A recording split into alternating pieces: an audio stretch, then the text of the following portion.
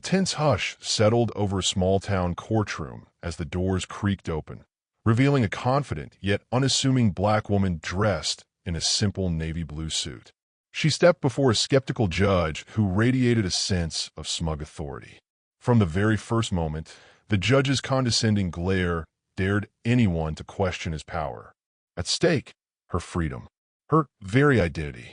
Little did anyone in this room suspect they were standing in the presence of a secret force with the power to upend all their preconceived notions. In the clash of sneer and dignity, an explosive truth was about to be revealed, one that would ignite a whirlwind of karma like no other.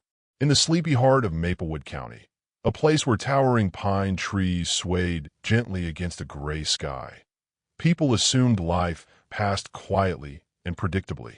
The courthouse was small, really just an old two-story brick building with tarnished metal letters above the entrance that read Maplewood County Court. Inside, corridors were dimly lit by flickering fluorescent bulbs. The place smelled faintly of lemon disinfectant and decades of tense trials. The walls were lined with portraits of past judges, an endless array of stern white faces with solemn eyes. On this cold, drizzly morning, the usual quiet was broken by the shuffle of attorneys and the slow, echoing footsteps of bailiffs making their rounds. Simple but rigid wooden benches formed the gallery, where curious locals had gathered, hoping for something more exciting than the typical property dispute or petty theft case that populated their modest docket. Inside Courtroom B, the musty air bristled with the buzz of anticipation.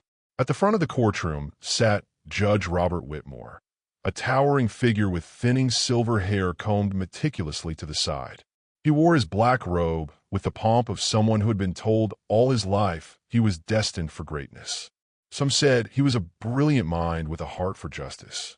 Others whispered that his ego was as large as the ancient oak outside. He had a habit of snapping his glasses off his face whenever he wanted to emphasize a point, a gesture that had become infamous among the local legal community.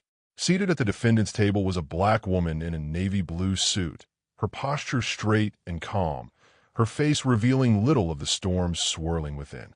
Her name was Monica Hayes, though very few people in that courtroom actually knew the truth of who she was, or what her presence there signified. The only thing the onlookers saw was a well-spoken black woman preparing to represent herself.